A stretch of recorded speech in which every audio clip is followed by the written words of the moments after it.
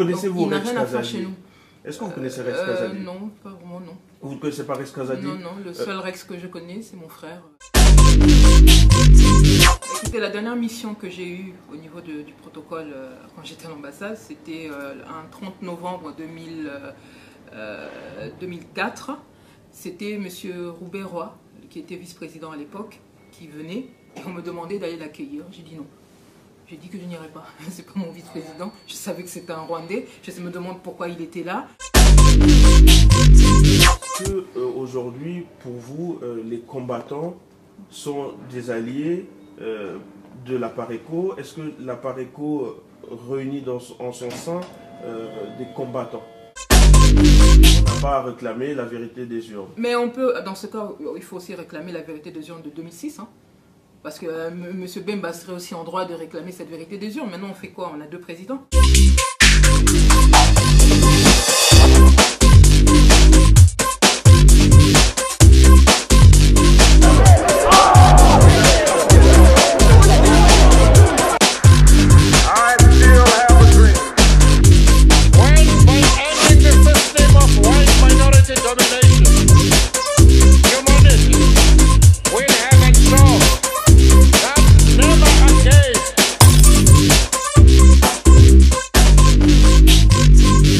Bienvenue dans l'émission Droit de Cité. Aujourd'hui, nous accueillons Madame Candide Okeke, militante politique et bien sûr directrice du cabinet de la PARECO, du président... National de la PARECO, oui.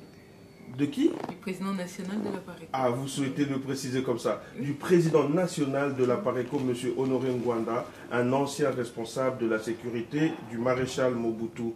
Aujourd'hui, vous combattez contre le régime de Kinshasa. Plus précisément, vous combattez M. Joseph Kabila, c'est bien ça? Celui qui se fait appeler Joseph Kabila, oui. Il se fait appeler Joseph Kabila? Oui, tout à fait. Alors, c'est Hippolyte Kanambe. Alors, je vais vous demander de parler légèrement plus fort, s'il vous plaît.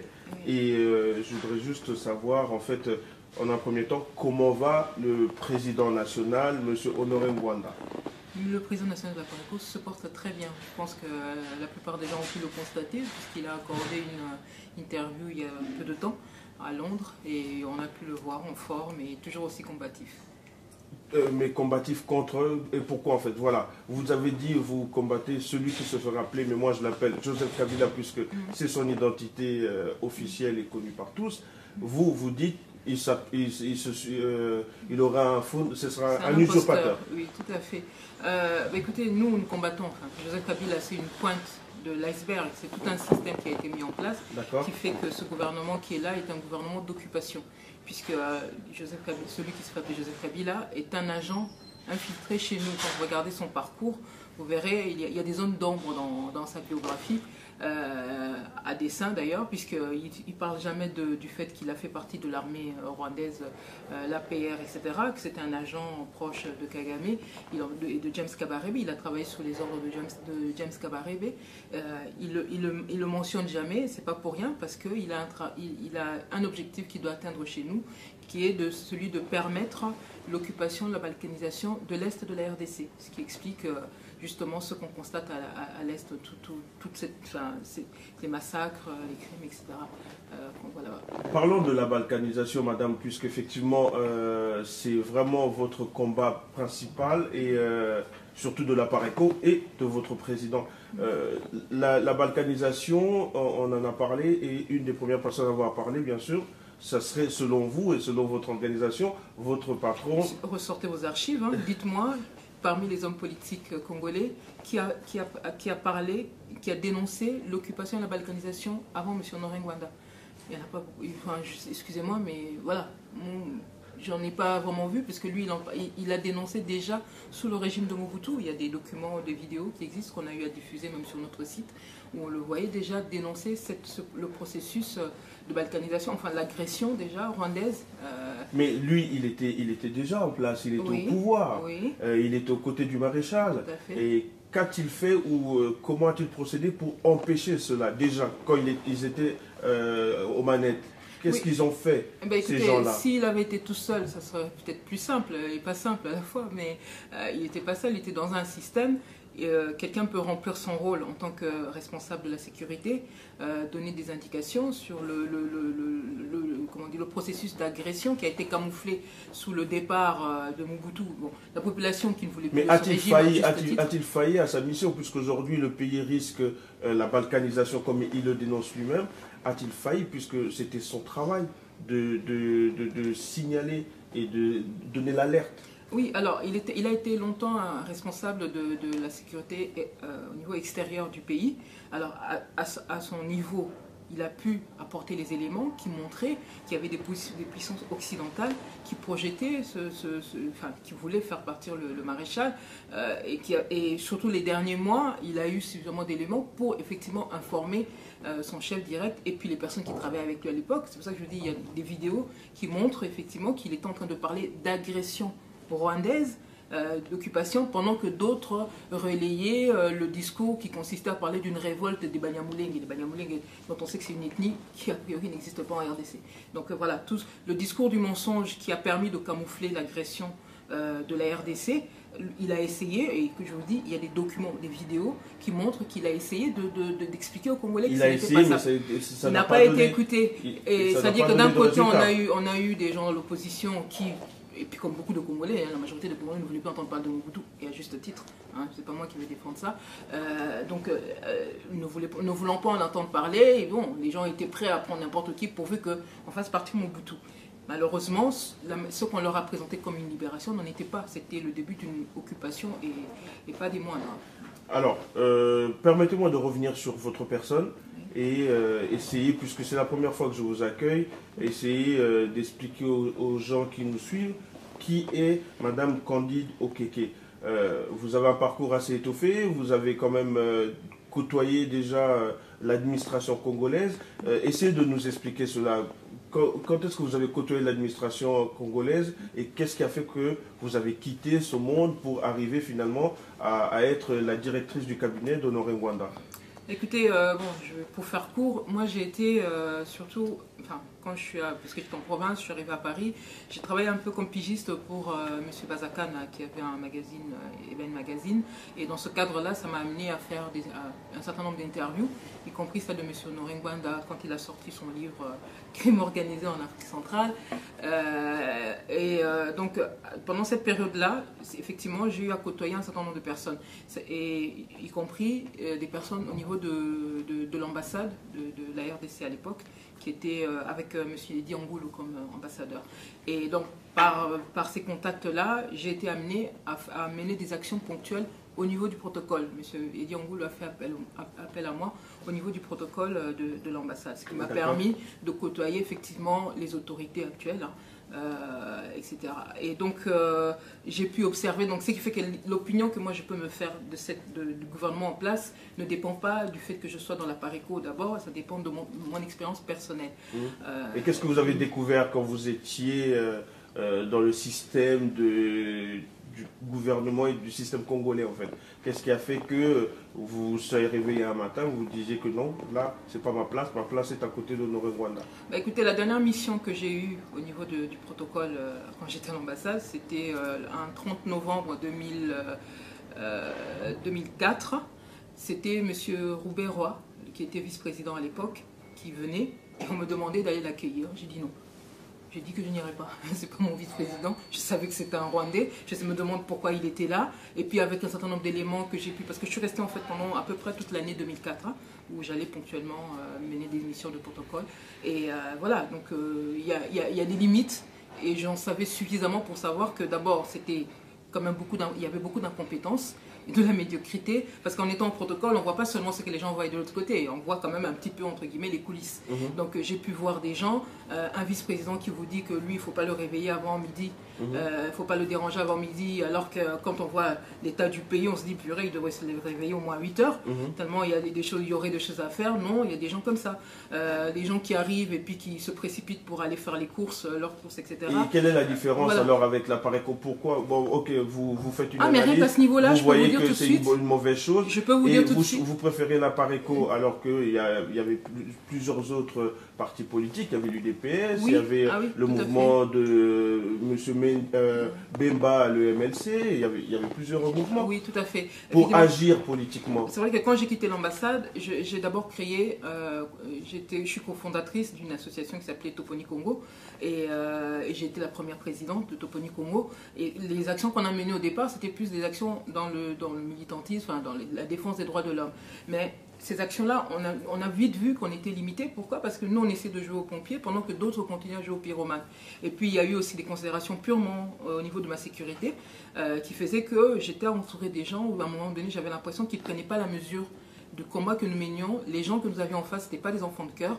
Et il fallait quelque part que je sois avec des gens qui prenaient un peu plus la mesure de ce qui se passait chez nous. C'est pour ça que j'ai eu à choisir, je voulais des gens qui soient un peu plus expérimentés et qui agissent effectivement au niveau politique, puisque je me rendais bien compte qu'on pouvait rester dans le système, enfin dans le milieu associatif, etc., mais ce n'était pas assez efficace.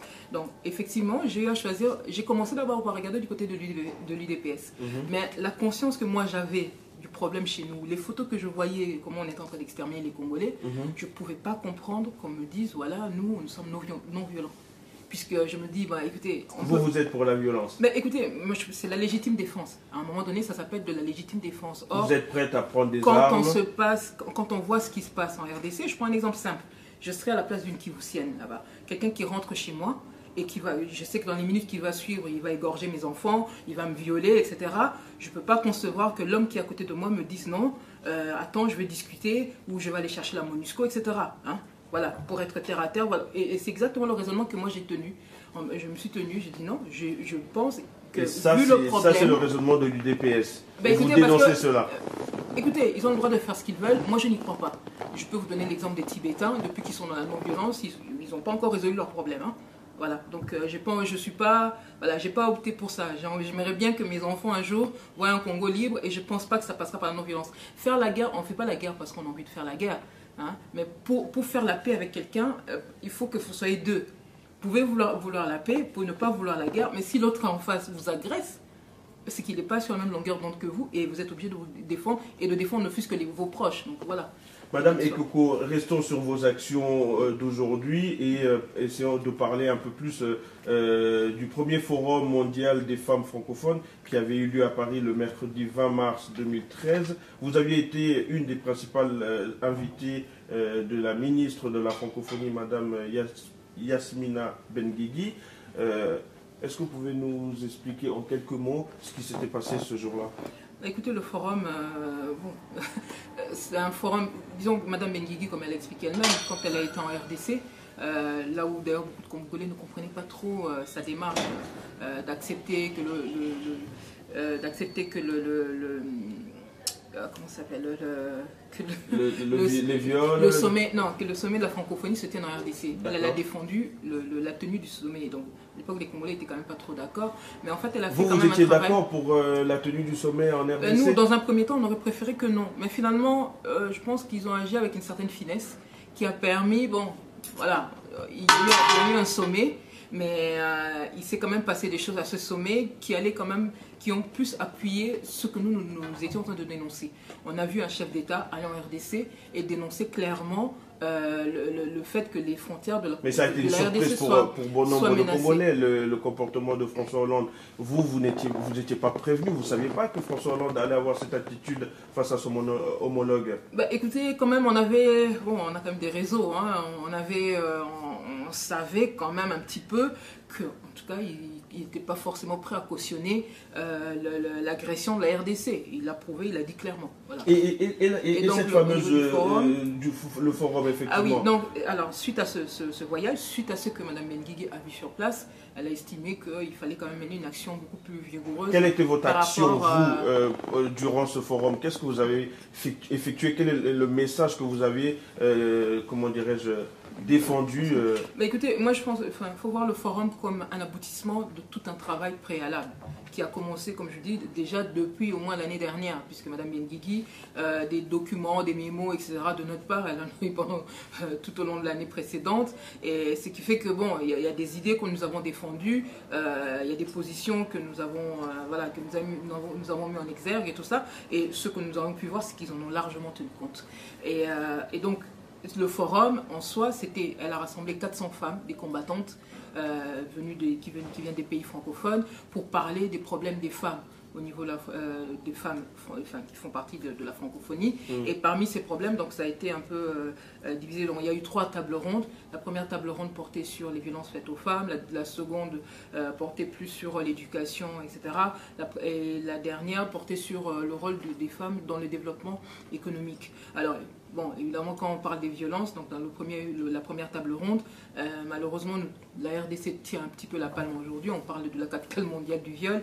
Et forcément, ça a été une table ronde où on a beaucoup parlé de la RDC, d'autant plus qu'il y avait le docteur Mukwege qui était sur place, qui était un des invités, qui a pu témoigner. On a eu des vidéos, etc. On a vu des témoignages assez durs d'ailleurs. Et voilà, donc ça a beaucoup touché les gens. On a pu s'en rendre compte, puisque du coup, on s'est rendu compte que le reste du forum, qui n'était pas forcément dédié à la RDC, le problème de la RDC est revenu régulièrement jusqu'à la fin de la journée. Donc pour vous, c'était une réussite totale? Tout à fait. En tout cas, je dis, dans la démarche que nous avons, et qui est d'ailleurs dans le rôle que moi je mène dans le cabinet du président, qui est celui de faire passer nos messages, puisque je m'occupe un peu plus quand même de l'aspect communication, faire passer le message de la Pareco. Donc voilà, on a vu des gens qui sont sortis de là en sachant que oui, il y a un génocide en RDC qui touche particulièrement les femmes, parce qu'elles sont source de vie, et que comme il y a ce problème d'occupation de la RDC, donc les personnes qui veulent, donc le Rwanda en particulier, qui veut s'accaparer nos terres, passent par la destruction de la femme pour détruire toute vie congolaise dans cette zone, ce qui lui permet déjà, ce qu'ils ont déjà commencé à faire, d'introduire maintenant des populations rwandaises pour occuper les terres. Donc, quand vous parlez du Rwanda, est-ce que le Rwanda est le seul coupable en fait du mal congolais? Parce que souvent vous avez à dénoncer Paul Kagame, le Rwanda, Paul Kagame. Est-ce que c'est que le Rwanda le problème? Non, bien sûr que non. Ceux qui nous suivent un peu le savent très bien, et ceux qui ont lu même ce livre le savent encore plus, puisqu'il y a des documents qui ont été produits dans le livre qui montrent très bien le rôle, par exemple, des lobbies occidentaux, des États-Unis aussi en particulier, qui sont quelque part, je veux dire, si on veut trouver le levier pour régler le problème qu'il y a en RDC, il se trouve quand même plus au niveau des États-Unis et de tous ces lobbies-là, de toutes ces multinationales, que du côté du Rwanda essentiellement.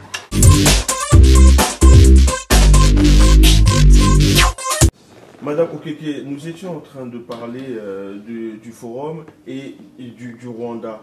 Mais moi, je voulais savoir, aujourd'hui, il y a un groupe de Congolais qui demande un tribunal international pour la RDC. Quel est le ressenti de la Pareco par rapport à cette demande? Nous pensons que dans l'état actuel des choses, il faut quand même que l'État congolais appuie cette démarche, et l'État actuel congolais qui est dirigé par un gouvernement d'occupation ne fera rien dans ce sens-là. Ce serait se tirer une balle dans le pied.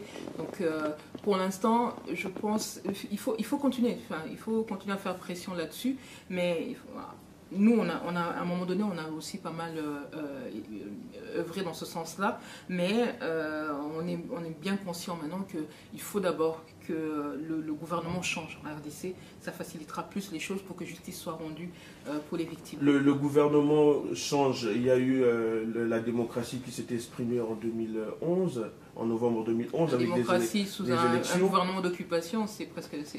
Vous êtes contre les élections en RDC, contre Joseph Kabila.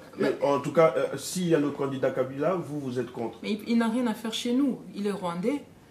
Il n'a rien à faire pour... C'est-à-dire, quand on doit organiser des élections en RDC, ceux qui doivent concourir, ce sont des Congolais entre eux. C'est un imposteur qui est là, qui travaille pour les intérêts rwandais. Il n'est pas là pour défendre les intérêts congolais. Connaissez-vous Rex Kazadi? Il n'a rien à faire chez nous. Est-ce que vous connaissez Rex Kazadi? Non, pas vraiment, non. Vous ne connaissez pas Rex Kazadi? Non, non. Le seul Rex que je connais, c'est mon frère, qui est avocat, qui est quelqu'un de très posé, intelligent. Alors, Rex Kazadi, c'est un combattant, porte-parole du BPK. Rex Kazadi, aujourd'hui, réclame souvent à ce qu'on lui explique, on lui donne des éléments probants sur, soi-disant, les origines rwandaises de M. Kabila, ou sa filiation avec le fameux M. Kanambe. Est-ce que vous, la Pareco, qui est à l'origine de ce prénom et de ce nom Hippolyte Kanambe... Nous ne sommes pas à l'origine, il faut regarder les documents, regarder sa signature. Est-ce que vous pouvez fournir à M. Kazadi, qui le réclame, des éléments prouvant que Joseph Kabila serait Hippolyte Kanambe? Écoutez, après, comme on dit, il n'y a pas pire aveugle que celui qui ne veut pas voir. Mais je vais quand même vous donner un certain nombre d'éléments. Vous regardez dans le parcours de... Déjà, un chef d'État qui met presque 2 ans pour mettre sa biographie sur son site. Une fois qu'ils mettent ça ils le mettent sur son site, ils vous disent que voilà, il a étudié en Tanzanie. Ah, il a étudié en Tanzanie à l'école française, mais tout le monde sait que quand il arrive en RDC, il ne pouvait même pas aligner 2 mots de français. Ce qui est quand même assez étonnant. Il parlait plus facilement le Kinyarwanda, qui n'est pas du tout enseignant en RDC, plutôt que la langue française. De 1. Ensuite, nous, on a vérifié au niveau de l'école française en Tanzanie. Monsieur n'a jamais été là-bas. Par contre, on retrouve sa trace, effectivement, dans les troupes de l'APR, FPR, les troupes rwandaises qui ont après constitué l'ossature de l'AFDEL, quand ils sont arrivés. Ensuite, quand vous regardez son parcours, vous entendez celle qui se fait passer pour sa mère, Madame Sifa, qui vous dit oui, il a fait son service militaire en Tanzanie, mais quand vous allez en Tanzanie, vous apprenez quand même, pour faire le service militaire, il faut être citoyen tanzanien. Déjà, il y a quand même un problème, parce que dans ce cas, qu'ils nous disent à quel moment déjà il est devenu congolais, encore un brouillard. Après, on continue. On va vous dire... voilà, il est né à Ewabora en 71. Écoutez, Ewabora n'existait pas en RDC. Hein. Voilà, donc c'est une série de... Et à côté de ça, on a maintenant des gens qui sont soit dans la Pareco, soit des gens des témoignages qu'on a eu, des personnes qui l'ont connu. Je cite M. Moulopo, qui a connu sa mère biologique.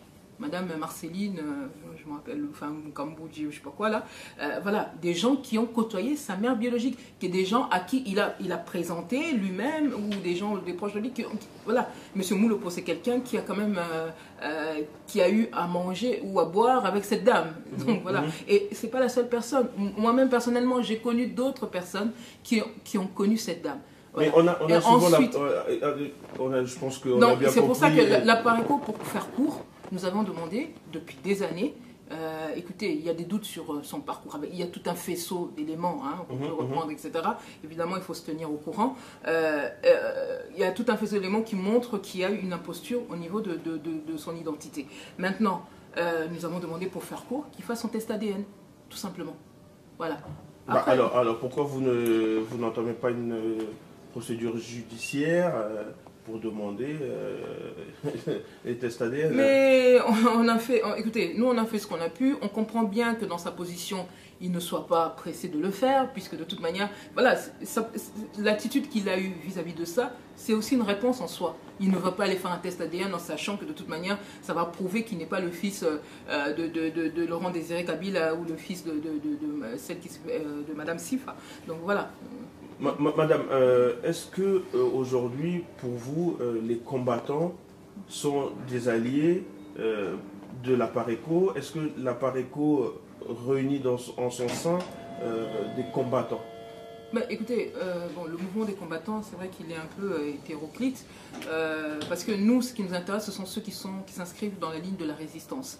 Et donc, parmi les combattants, il y en a il y en a qui m'intéressent plus que d'autres. Qui, par exemple, vous intéresse plus? Donc, mais je vous dis selon quels critères. Pour moi, en étant dans la résistance, ce qui me paraît plus intéressant dans le combat d'un combattant, c'est d'abord une vision cohérente de la situation. Qui vous intéresse, mais avant d'en arriver là, il faut une cohérence, il faut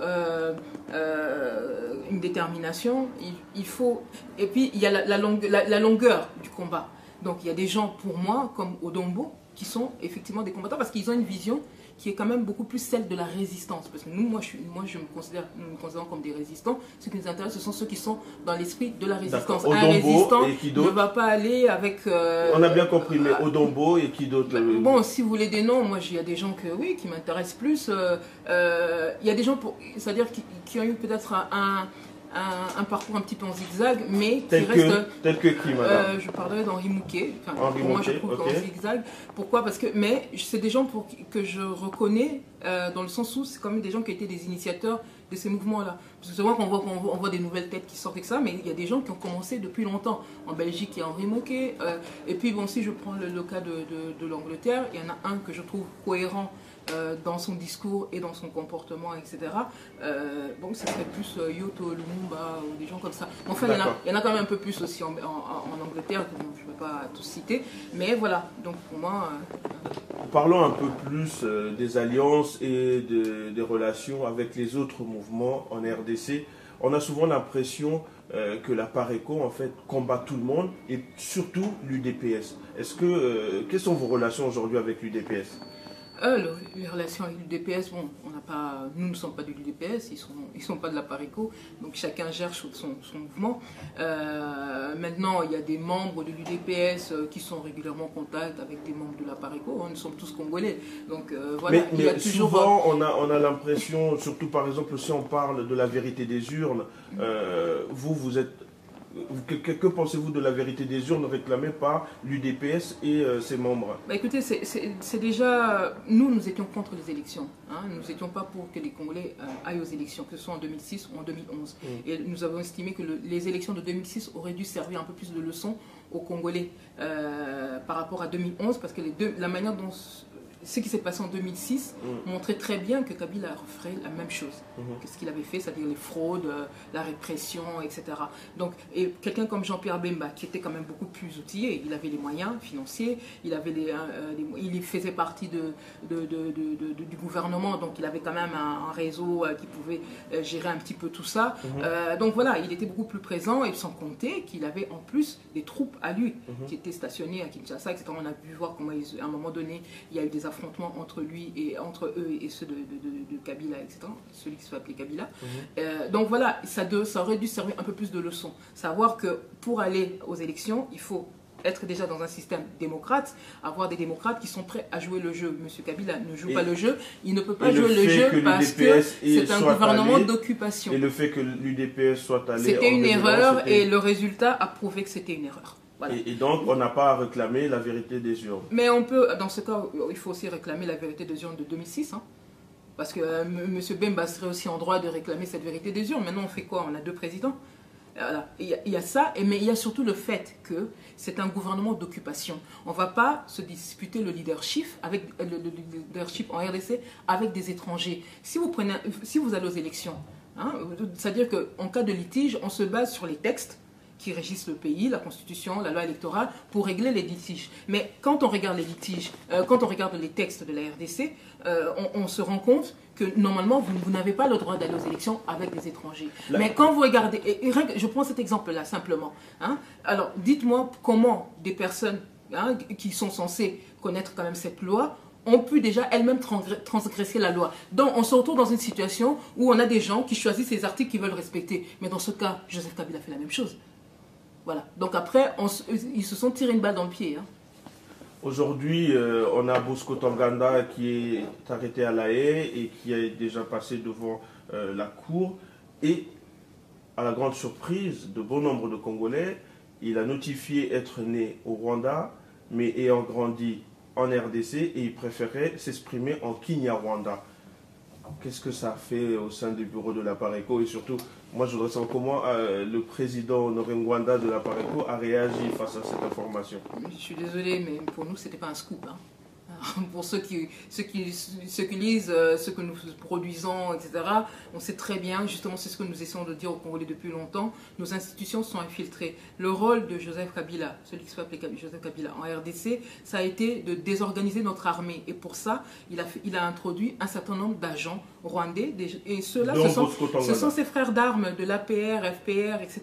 Ce sont les mêmes. Et quand vous regardez les massacres qui ont eu lieu dans la région depuis des décennies, depuis au moins 2 décennies, on retrouve toujours les mêmes noms. Les Bosco Ntaganda, les Laurent Kunda, les Mutebusi, ce sont toujours les mêmes tueurs, les mêmes pilleurs qui sont là depuis des années. Et Joseph Kabila, le rôle qu'il a joué là, d'ailleurs avec Robert Roy, qui était un ancien étudiant, le président des étudiants rwandais de Lubumbashi, hein, vous vous rendez compte, il s'est retrouvé vice-président, donc voilà le processus d'infiltration de nos institutions. Donc vous avez des gens comme ça qui sont là à l'œuvre depuis des années pour décimer la population, pour semer la terreur, tout ça pour pouvoir s'accaparer les terres. Et Bosco Ntaganda, c'est un agent parmi d'autres. Et Bosco Ntaganda, ce n'est qu'une petite pointe de l'iceberg. Ce n'était pas un scoop. Et il parle Kinyarwanda, évidemment. C'est un citoyen rwandais.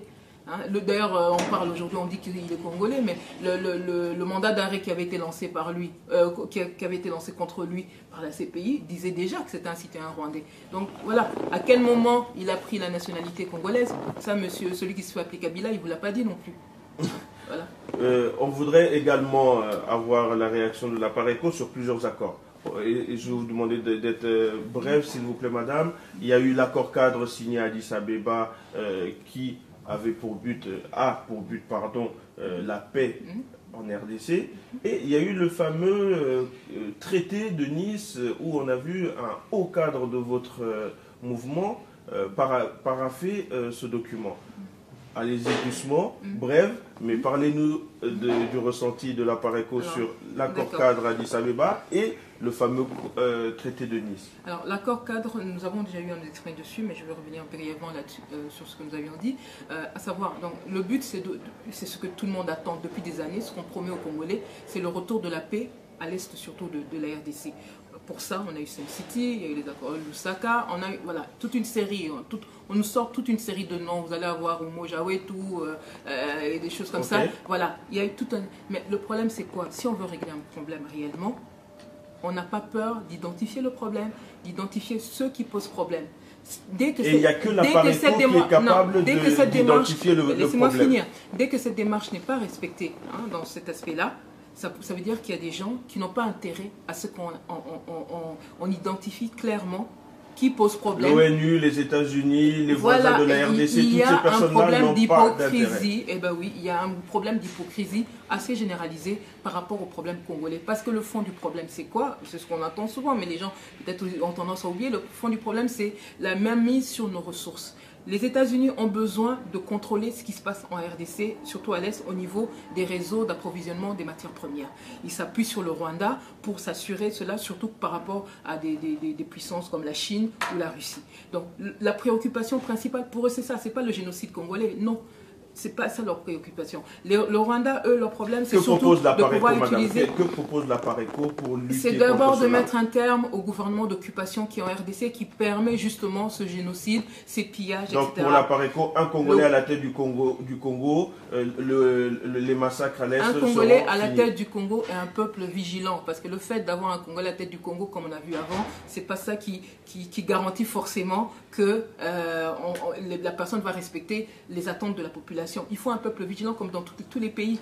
Aujourd'hui, vous voyez, dès qu'il y a quelque chose qui ne va pas dans certains pays, la population se lève. Vous, par rapport à ce peuple qui a été signé un contrat des accords à Nice? Alors, je finis juste sur l'accord cadre. Puisqu'on n'a pas cherché à identifier le véritable problème, puisqu'on n'a pas condamné ceux qui sont réellement en train de massacrer, de piller, donc notamment le Rwanda qui est devenu un État receleur, ça prouve bien qu'il y a une hypocrisie qui couvre les criminels et qui laisse faire ce qui se passe dans la région. Quand on voit le Rwanda, nous sommes à l'anniversaire du génocide rwandais, quand on voit ce qui s'est passé là-bas, on se rend compte que des gens comme Kagame sont des gens qui sont passés à travers les mailles du filet du TPIR, puisque quand même on sait qu'au niveau du déclenchement du génocide rwandais, Kagame a joué un rôle important. Et si ces gens-là n'ont pas été punis, ça veut dire qu'il y a 20 ans, ils ont été à la base des 800 000 morts rwandais, et 20 ans après, parce qu'on les a laissés faire, on se retrouve, on a 8 millions de morts dans la région. Nous arrivons au terme de notre émission. Est-ce que vous pouvez nous dire un mot sur votre cadre qui avait signé le contrat, le traité de Nice? Oui, l'ancien secrétaire général de la PARECO. Monsieur Changou. Oui, Monsieur Chungou. Écoutez, comme on a eu à l'expliquer, le texte qui a été publié, donc celui qui a été appelé le traité de Nice, c'est un texte que nous n'avions jamais vu. Le texte que nous avons vu au niveau du cabinet du président et puis du président lui-même... Est-ce que la PARECO a interdit M. Chungou justement, de c'est pour ça que je suis en train répondre aux d'expliquer. interventions? Je suis en train d'expliquer. Donc, il y a eu un... Avant d'arriver, ceux qui se sont retrouvés à Nice ont eu deux textes. Le premier texte, c'était le Conseil national congolais. Hein, c'était le texte de constitution du Conseil national congolais. Le deuxième texte, c'était le traité de Nice. Et pour avoir accès au second texte, il fallait d'abord avoir accepté la constitution du Conseil national congolais. Nous avions refusé, et quand on nous en a parlé, le président a donné un ordre clair. M. Chungou ne l'a pas respecté, il est allé signer ensuite ensuite, le texte qu'il ne nous a jamais présenté, qu'on ne nous avions jamais vu, et qui était le traité de Nice. Donc, c'était sa responsabilité personnelle. Et comme il n'a pas respecté ce texte et qu'il a dessiné ce texte qui était un texte de balkanisation de la RDC, on l'a obligé à quitter la PARECO. Voilà. Je vous remercie beaucoup. On se retrouvera bientôt pour d'autres explications. Merci de nous avoir suivis. À bientôt. Au revoir.